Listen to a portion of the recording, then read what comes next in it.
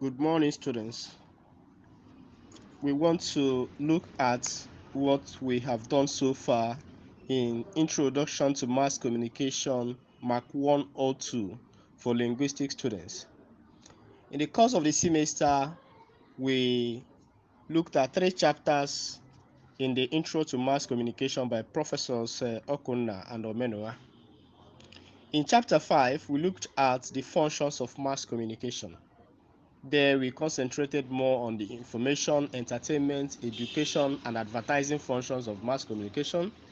We equally looked at the functions of mass communication in public debate and discussion, promotion of culture, socialization, motivation, and mobilization, among others.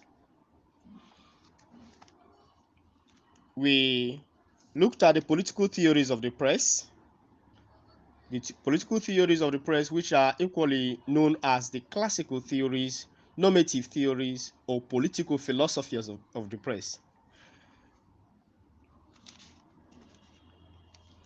They are called the political theories of the press because of how they are concerned with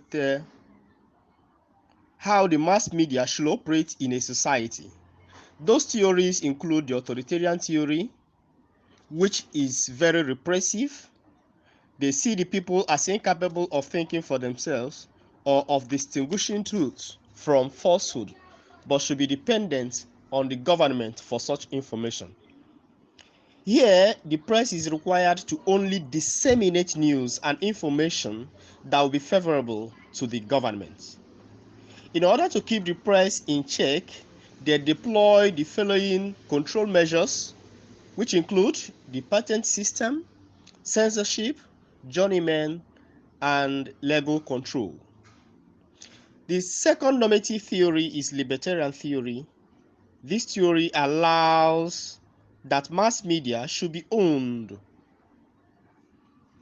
by anybody who have the means and desire to do so. It is equally called the free press theory.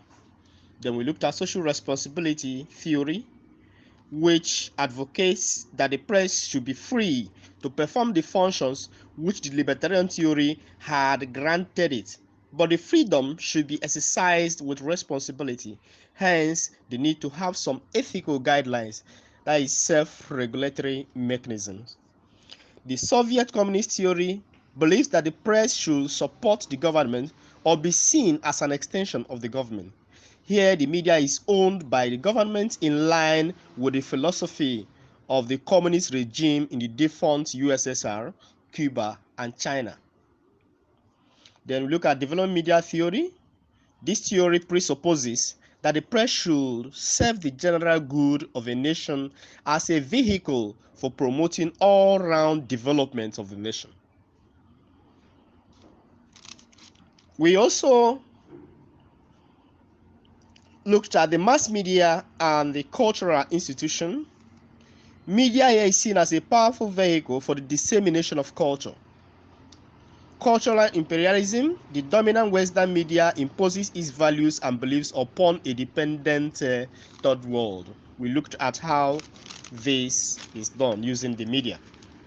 In chapter 6, we x-ray the mass media audience ranging from large audience, that is the size of the audience, that is the ability of the mass media to reach a number of people simultaneously, a large number of people simultaneously. Then a scattered audience, being that the audience of the mass media are separated all over the place, but still receive the message simultaneously. Then heterogeneous audience, meaning that the audience is made up of different types of people from different educational levels, different tribes, different races, different nationalities, different ages and sexes. Psychography factors, that is the belief system, the opinion of the different audiences of mass communication. Then the chapter also explored various theories and models of mass communication, which are categorized into powerful effects. Mass media were believed to have powerful and direct effect on people. Under this category are the bullet theory, otherwise known as a hypodermic needle theory. Then you have social control theory, among others. the individual differences theory category. This category, individual differences category, presupposes that the media messages cannot have the same effect on all members of the audience because of individual differences in personality, individual differences in way of thinking, individual differences in ideology. For instance, how Mr. A reacts to a particular media message is different from how Ms. B could react to it. This is summed up by Burrells in 1960, where he pointed out that some kinds of communication on some kinds of issues brought to the attention of some kinds of people under some kinds of conditions have some kinds of effects. Then we look at uses and gratification theory under this category. This is equally known as functional theory. This theory is of the opinion that the use which members of the mass media audience want to make of mass media messages and the benefits which they hope to derive from the from using the media. And then finally, in chapter 7, we looked at the concept of media literacy, understanding the dynamic relationship between communication and culture, and knowing the connection between literacy and culture, among others. Here, media literacy is seen as informed, critical understanding of the mass media. It also involves transforming the passive relationship of the media audience to an active, critical engagement. Here, the mass media audience, instead of being passive passive audience to the media messages, they are now partners in progress with the media messages. This chapter also looked at elements of media literacy, which include an understanding of the process of mass communication, 2, an awareness of the impact of the media, 3, the strategies for analyzing and discussing media messages, 4, an understanding of media content as a text that provides insight into our culture and our lives, 5, the ability to enjoy, understand, and appreciate media content, etc. 6, all understanding of the ethical or moral obligation of media practitioners. Then stages of media literacy, foundational principle of media literacy skill, and others were equally examined.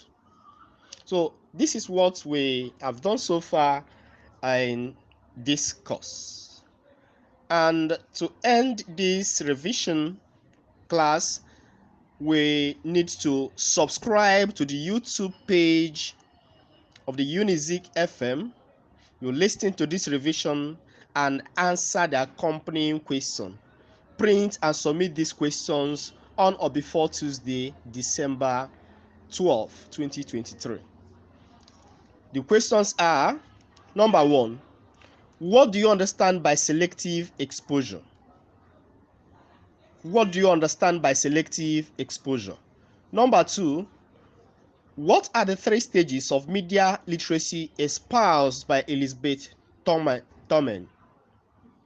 What are the 3 stages of media literacy espoused by Elizabeth Thommen? 3, what is the major assumption of the functional theory? What is the major assumption of the functional theory?